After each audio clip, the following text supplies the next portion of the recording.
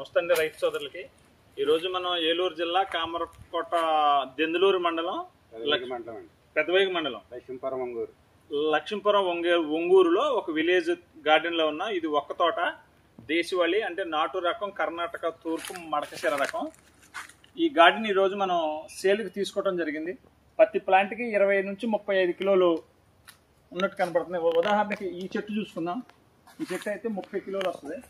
ఇదిగోండి ఈ చెట్టు అయితే 30 కిలోలు వస్తుంది.